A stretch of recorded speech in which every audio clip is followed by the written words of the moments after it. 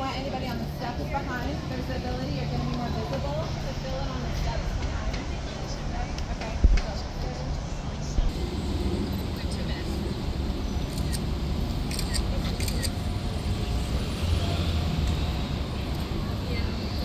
Oops, sorry. Right in your way.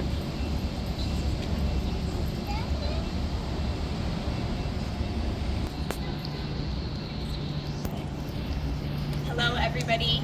Thank you for being here. My name is Julia Ford. I was raised here in Portland. I'm Jewish, a voter, a Multnomah County Precinct Committee person, a member of the Oregon Jewish Caucus, and a part of Jewish Voice for Peace. My name is Nadia Hassan, and I'm Muslim. I'm an Oregonian. I've been here for over 15 years, and I'm also a Beaverton City Councilor. We stand here today infuriated that our government continues to fund the genocide in Gaza with our tax dollars, and that we are no closer to ending these atrocities than we were years ago. At the same time, we are in awe of the Palestinians who bravely share their stories and push us to see the urgency of acting now. We are grateful today to have many of our local elected officials, religious, and community members standing firm in their conviction to represent their constituents and defend human rights for all. It's our honor to pass the mic to Portland City Councilor Angelita Morillo to kick us off.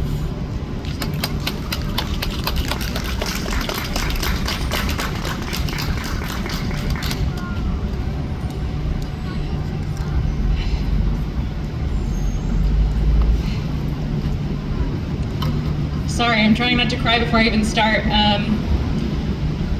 Thank you all for being here today and for standing in solidarity with Palestinians in Oregon and the more than 400 Palestinian families in our state who have lost loved ones in Gaza.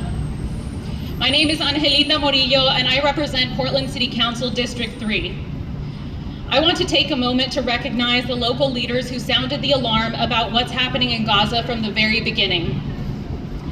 Beaverton City Councilor Nadia Hassan and Representative Farah Chaichi.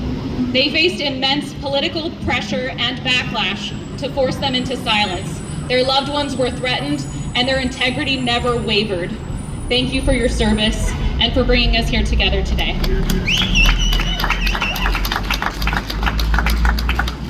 We are here today because the people's will has been ignored. While my own office is nonpartisan, Palestine is a very important issue in District 3 and the United States as a whole. Over 60% of voters and more than 70% of Democrats oppose sending more military aid to Israel. Over half of US voters now recognize Israel's actions as genocide, including 77% of Democrats.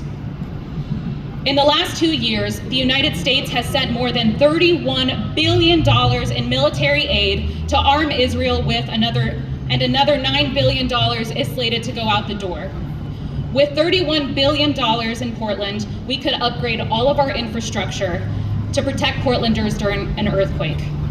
With $31 billion, we could build the cap on the Rose Quarter to reconnect a black neighborhood that was bisected by a highway. With $31 billion, every park would have a functioning bathroom, and we would have widely available lunch programs so that no child ever went hungry in our community. We could do anything with $31 billion. And instead, our $31 billion are going towards starving, bombing, and maiming children in other countries because our leaders do not find their lives to be valuable. A few months ago, my friends and I went to the Portland airport to welcome a Palestinian family that had come in from Gaza, a mother and son whose names were Marwa and Nasser.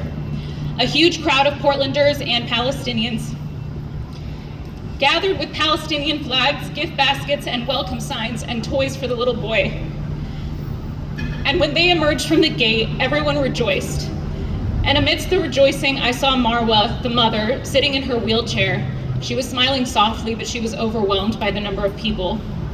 Her son, Nasser, was more serious. He held a big Star Wars toy that someone had given him in one arm. His other arm had been amputated due to the extensive damage from the bombing that they endured. People hugged and kissed him, but he seemed really far away.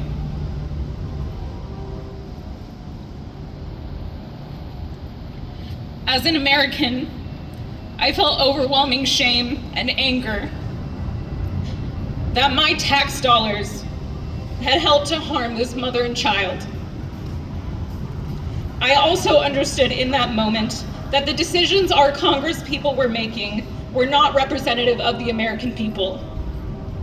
We do not want this. We reject this. Most people don't know this, but my godfather is Jewish, and I've learned a lot from him about what it means to be a good human being and to do good in the world. And as someone who was raised Christian, I learned that in Judaism, you can do really cool things like argue with God and negotiate with him.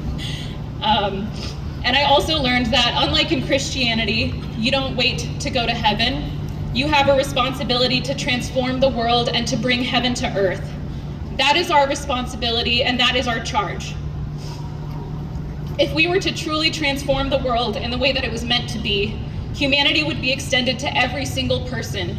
Jewish, Muslim, Black, immigrant, queer, disabled, all of us. And the humanity of Palestinian Oregonians who have family members who are dying every week because they are living in fear and currently starving due to the lack of aid coming in, as orchestrated by Israel, must be recognized and defended.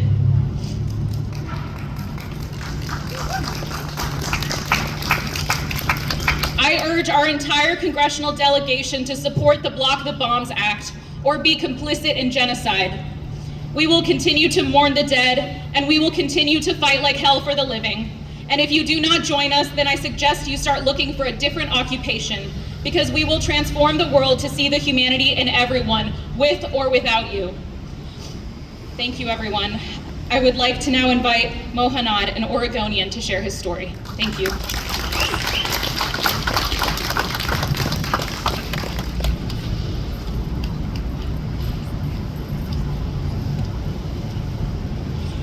Thank you, Councilor Morillo. My name is Mohamad, and I'm a proud Oregonian. Every morning, I wake up and scroll for the news. Every morning, I wake up and scroll for the news to see if members of my family are safe.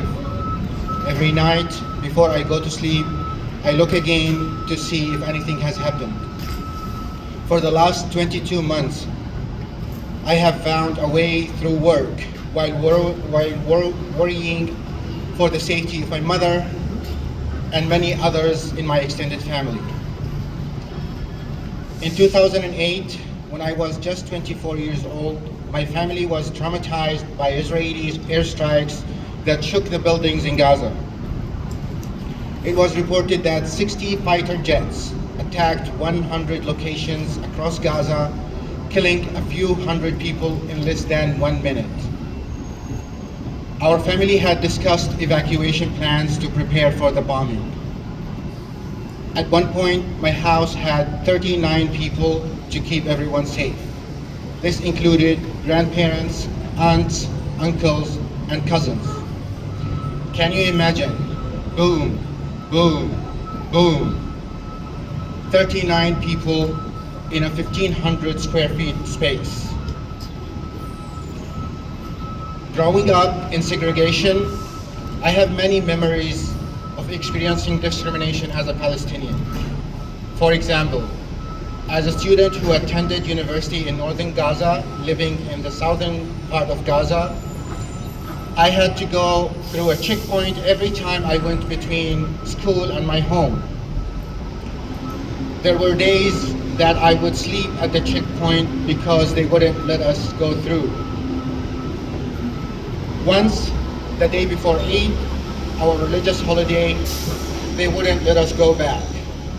There was a line of hundreds of cars waiting in one lane, hoping to spend time with their loved ones. Many of us were not able to cross. This is normal for Palestinians living under occupation. The way to get to the other side of the gate is closed simply because they will not let you go through to see your family on a holiday.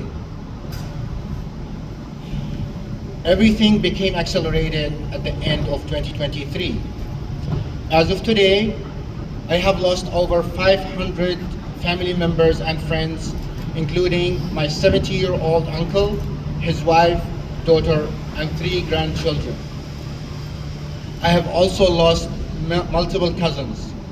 Lubna, she was a mother of 3 young children. These children lost their mother, and for what? You will see photos of my childhood home, which has been completely destroyed.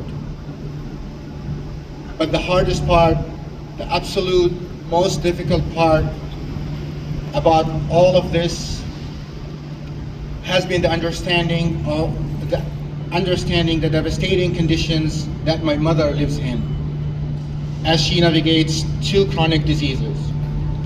My mother, Asma, brought me into this life and has been a steady force for me. Everything I am is because of her. And every day I pray that she will survive what's happening over there. People say it's happening over there, but for me, it's happening here, in my heart, every day.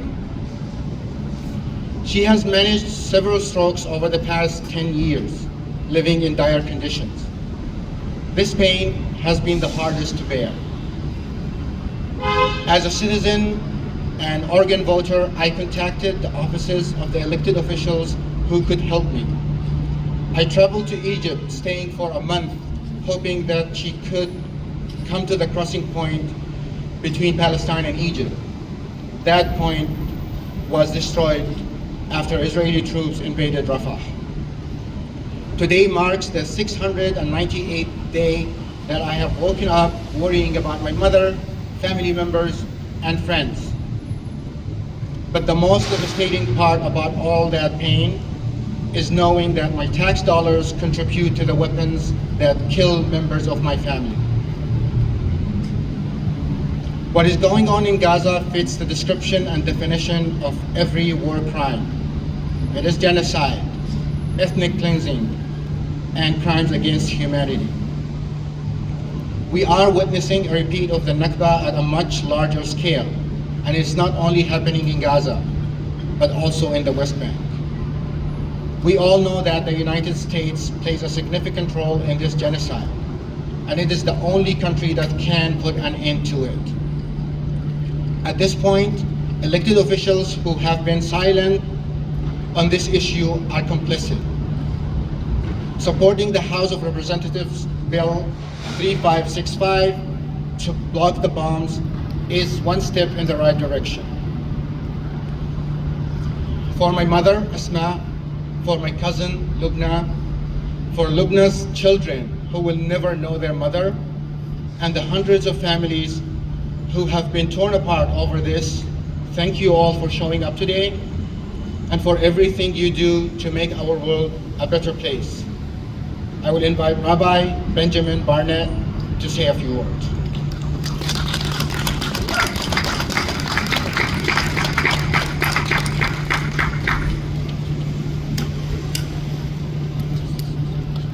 Good morning. I'm Rabbi Benjamin Barnett. Thank you, Mohamad. Thank you for bearing your heart and sharing some of the nightmare of your reality with us. As painful as I imagine it is to do so, for giving us a further window into what is happening in Gaza.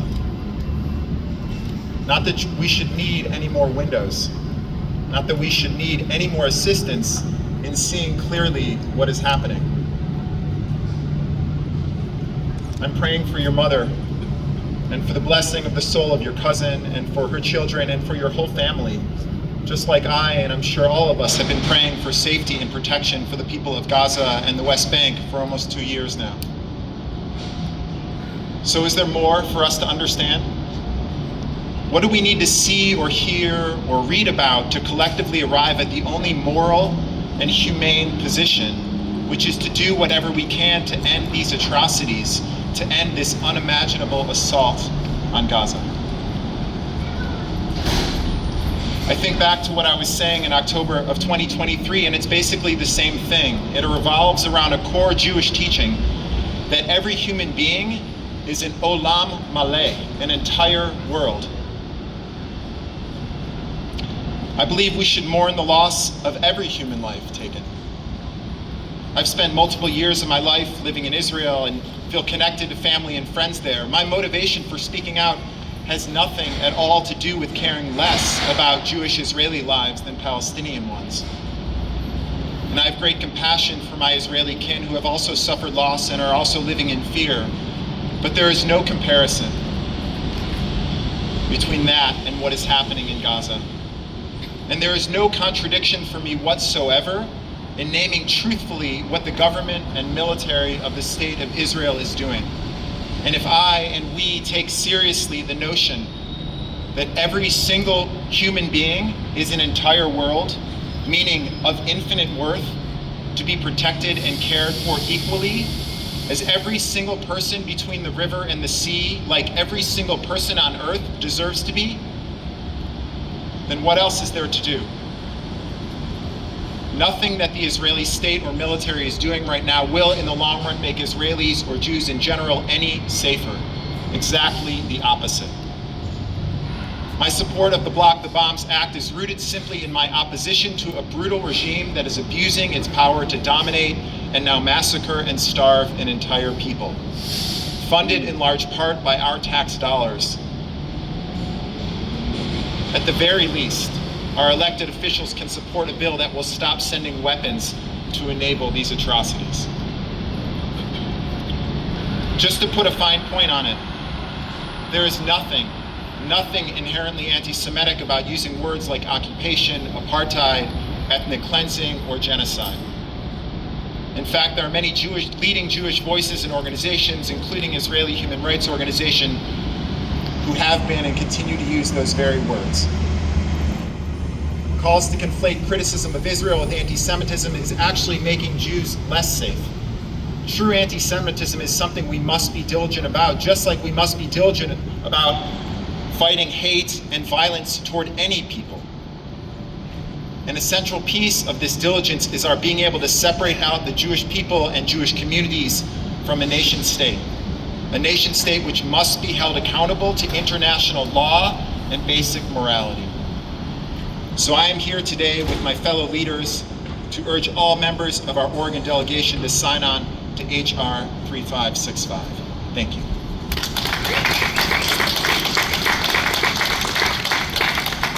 And I welcome Mona Al-Hamdoun to share some words. Thank you. Hello everyone, and peace be upon you. My name is Mona, and I'm proud Palestinian American, and I'm also an Oregonian. I do not live under siege or bombardment, but my struggle is watching my people suffering from far away. Each morning, the first news I hear is for a rising death in Gaza. More life lost, more children gone. My family alone lost more than 200 members. That number is not statistic. It's my heritage, vanishing piece by piece. I often ask, why am I safe here while they're buried under rubble? I feel the survival guilt every single day. While I eat dinner with my children, I think of mothers in Gaza with nothing to feed theirs. While I sleep safe and sound in my home, my cousins sleep in the fear under the open sky. Allow me to share some stories from my family. I have a cousin, Chef Mahmoud, fathers of 7, founded of Gaza Soup Kitchen, feeding 700 families every day. He turned survivals into an act of dignity. He was not a fighter, he was not a politician. In November, he was killed by a drone strike, just yards away from the shelter where his children were waiting for him. His crime was feeding the hungry. The second cousin is the journalist Khalid. He was not a fighter, he was not a politician. He was killed while filming in Gaza. He was directly targeted in the line of duty. Khalid's only weapon was his camera. His only mission was the truth. His killing was not random. It was part of systematic attempt to silence the Palestinian narrative, keeping the words blind to what's happening. But his courage and that of journalists like him ensures that the story of Gaza cannot be erased. To me, to many, he is known as the 240 journalist killed, but to me, he's a cousin Khalid. And the little Karim, the only 8 years old, suffering from CP and severe malnutrition. Siege and displacement denied him medicine, food, and care. Karim's mother pleaded endlessly for help, but he died slowly between her arms. Not from bombs, but from hunger. The most merciless death of all. His tiny body faded away in front of his mother's eyes. These are not just victims. These are stories of love, dignity, and humanity. When they suffer, I suffer here. Yet, what amazes me the most is their resilience, their unshakable belief in their rights to remain on their land. If they can carry the courage under bombs, then the least we can do is carry their story, honor their pain, and never look away. Please remember these names, Mahmoud and Khalid and Karim, because silence helps an oppressor, but speaking, even with a heavy heart, even from afar, keeps their memory alive. Thank you, and I invite Representative Chotzen to share some words.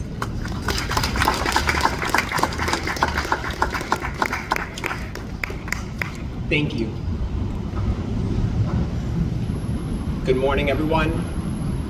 My name is Willy Chotzen, and I'm the state representative from Southeast Portland. Today, my morning started, as it often does, by dropping my sons off at preschool. And my 4-year-old and I have a routine where we say goodbye twice every morning. First in the classroom, and then as I walk out, we meet at the window one more time, and we say goodbye, and I kind of peek behind him into the joyful chaos that is a classroom full of preschoolers. If you've never been a parent or a teacher, there are few things louder than a classroom of children. But today, I was just struck and overcome by the sadness, by the awful reality that in Gaza, on average, the equivalent of a classroom full of kids are being killed every single day. I am here today as a dad.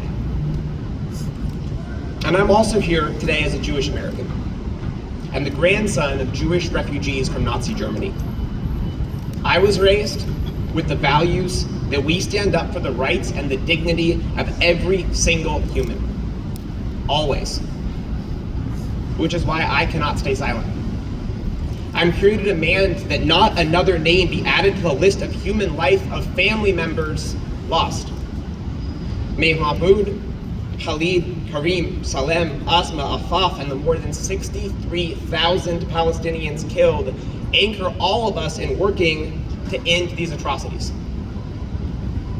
I'm here to call on our U.S. representatives to sign on to the Block the Bombs Act so that our U.S. tax dollars do not continue to fund the bombs that are killing the people in Gaza. If you're still feeling conflicted, or maybe you've been trying to tune out the news, or you don't feel informed, look to the major humanitarian organizations around the world who are calling for an end to the occupation, forced starvation, and bombing of civilians in Gaza. Doctors Without Borders, Save the Children, International Rescue Committee, Amnesty International, Human Rights Watch, the World Health Organization, the International Criminal Court, the International Court of Justice, the United Nations, and Israel's leading humanitarian rights groups, B'Tselem and Physicians for Human Rights Israel. This doesn't need to be hard. I have an obligation to stand up for my constituents and for what is right. And my constituents want our tax dollars to go to schools and housing and health care, and they want the people in Gaza to have food, not bombs. I'm here to elevate those voices and to ask our U.S. representatives to listen, to ask our congressional delegation to find their moral clarity and their courage and to sign on to block the bombs. And now it is my honor to invite my state senator, Senator Phan, to provide some closing remarks.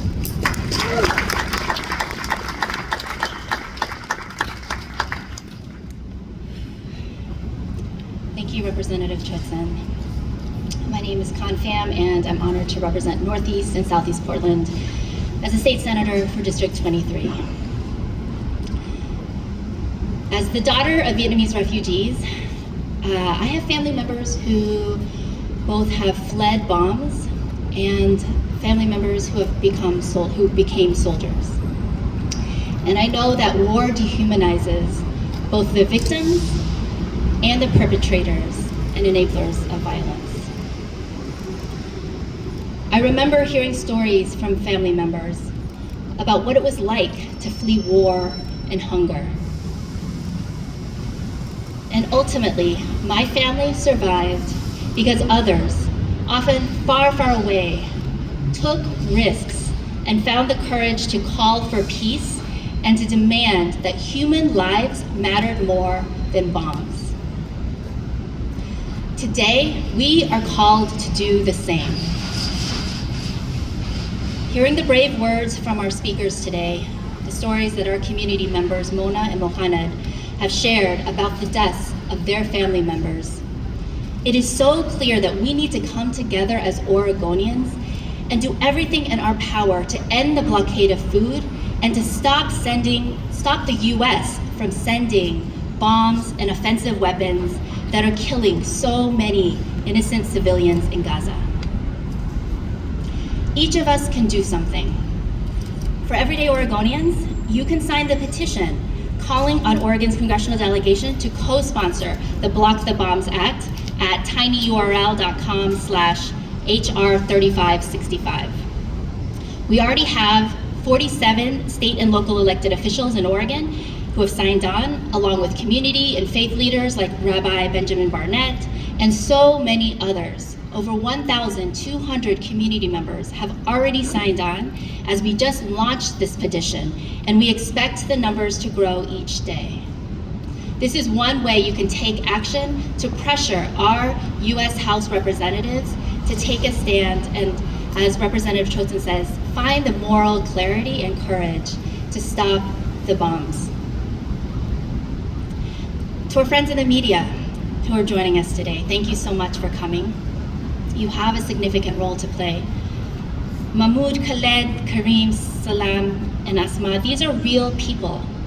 Chefs who are feeding their community, feeding the hungry in soup kitchens. Journalists like you who were committed to their craft of speaking truth to power. They are the family members of Oregonians, our neighbors who live and work with us. And they have been asking the media to tell their stories, to report on the atrocities and war crimes that are happening in Palestine, and which are supported by our federal tax dollars. Thank you for joining us and for reporting on these facts and uplifting these stories.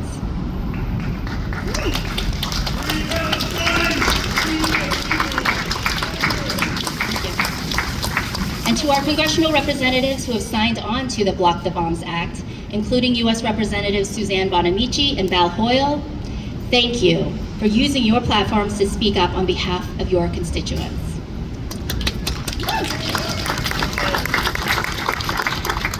And to those in our US House delegation who have not yet signed or who have remained silent or have voted against stopping the bombs and offensive weapons to Israel, we urge you to listen to the stories of Oregonians who we've heard from today, whose family members have been injured and killed by the offensive weapons sent and funded by the US.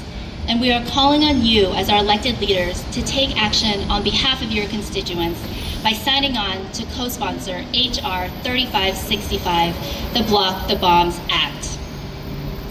Thank you.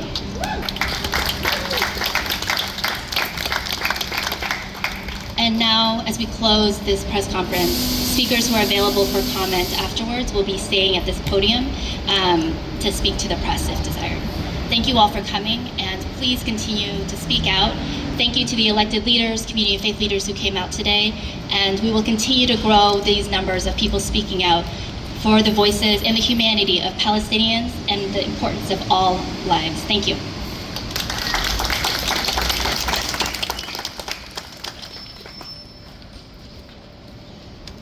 So if you're an elected or faith leader who will speak to the press, to this side of the podium, this side on two. Do you need a shade? Yes, yes.